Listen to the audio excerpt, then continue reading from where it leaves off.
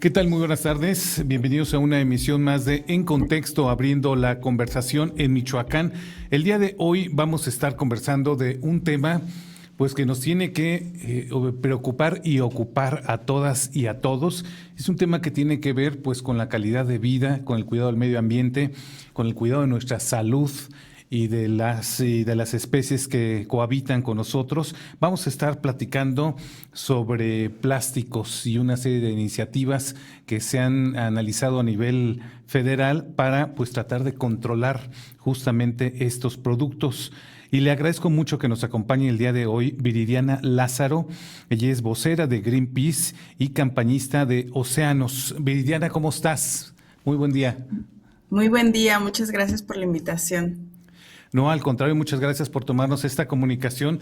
Bueno, pues hablar de estos temas que se vienen hablando desde hace muchos años, pues uno entiende que pues con el paso de los años, con toda la información que tenemos a la mano, podríamos o deberíamos de tener mayor conciencia de lo que implica esta fabricación masiva, ultramasiva de plásticos y el daño que le está generando al medio ambiente, a nuestra salud y pues a la tierra en general. ¿Cómo ven Greenpeace hoy lo que se está viviendo en México específicamente? Claro, sí, como bien dices, los plásticos de un solo uso son un grave problema ambiental. Ya la ONU lo ha mencionado y justamente porque los plásticos están en todas partes. El 80% de los residuos que llegan a los océanos son plásticos y es por eso que ahora tenemos estos grandes espacios en el océano que están repletos de plásticos de un solo uso y están afectando a la fauna y a la biodiversidad marina, pero no solo a la biodiversidad y a los ecosistemas, también nos están afectando a las personas, a la salud de las personas, porque según estudios han encontrado que nosotras consumimos alrededor de una tarjeta del metro a la semana en microplásticos. Y lo Mm. peligroso de esto es que estos microplásticos que entran a nuestro organismo, pues son el vehículo para que estemos en contacto con sustancias tóxicas de los plásticos, ¿no? Porque recordemos que los plásticos son derivados del petróleo. Y entonces, mediante estos microplásticos tenemos estas sustancias en nuestro organismo que pueden generar diversas enfermedades como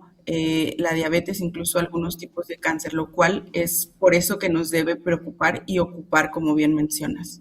Sí, bueno, pues, finalmente a veces pensamos en los plásticos de un solo uso y le vemos en una etiqueta de es que es reciclable, al apartamos los residuos y finalmente esa botella, por ejemplo, en la que tomamos un refresco, agua o consumimos algún otro producto, termina en un vertedero mezclada y nunca hubo un reciclaje. Hay como mucha desinformación por parte de la ciudadanía, pero también mucha mala información por parte de las empresas que están fabricando estos productos.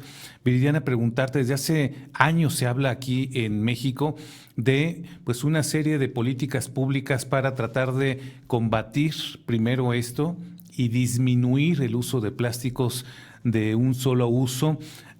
Ha habido reformas a la Ley General para la Prevención y Gestión Integral de los Residuos y ahora tenemos una Ley General de Economía Circular.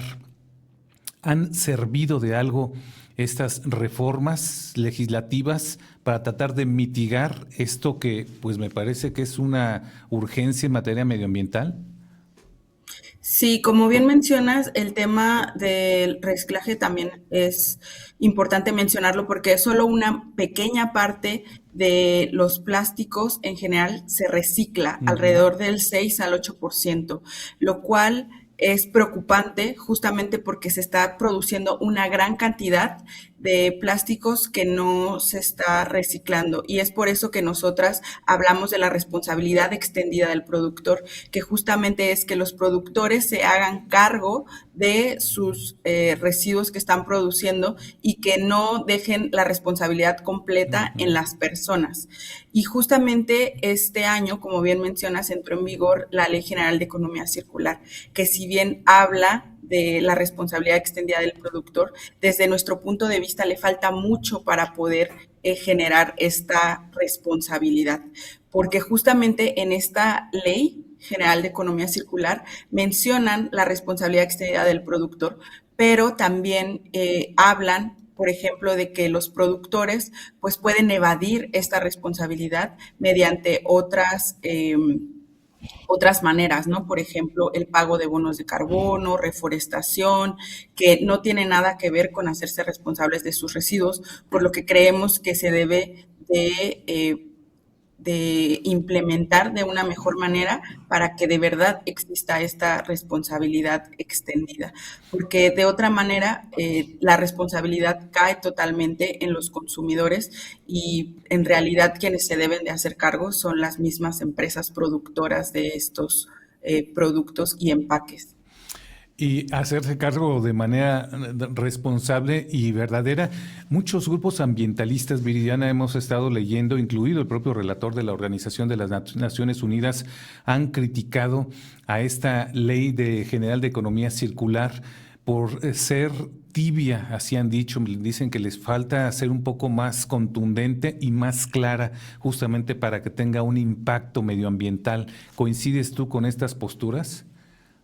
Sí, desde el año pasado, cuando empezó la discusión de la Ley General de Economía Circular, las organizaciones de la sociedad civil y en específico Greenpeace fuimos muy críticas porque esta iniciativa, en ese momento iniciativa, ahora Ley General de Economía Circular, fue completamente creada con la Semarnat y la industria.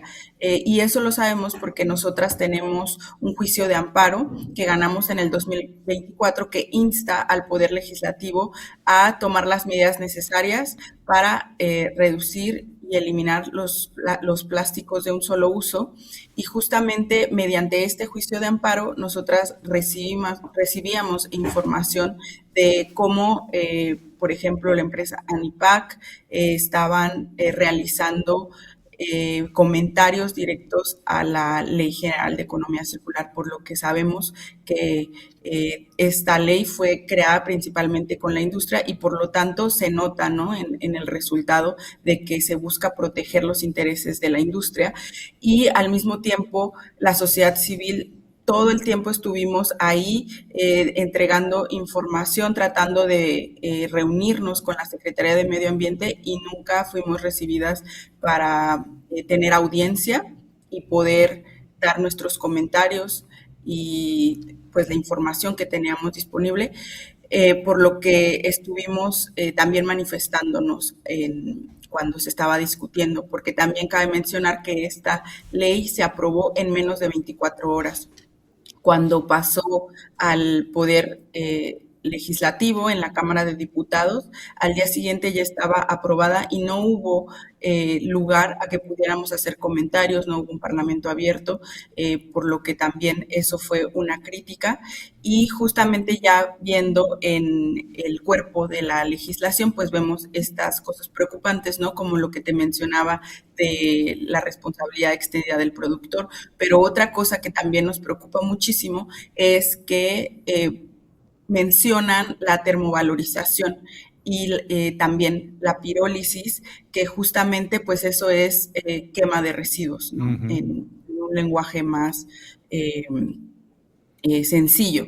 Y pues eso de ninguna manera es una economía circular, por lo que no vemos que esta ley tenga de verdad los fundamentos de la economía circular, porque la economía circular busca que todos los materiales circulen en la cadena de valor en su más alto valor, o sea, que no se quemen, por ejemplo, porque ahí ya reduce el valor de estos productos y materiales, y justamente pues eso es lo que está promoviendo también en gran parte esta Ley General de Economía Circular, por lo que pues no estamos de acuerdo con ella.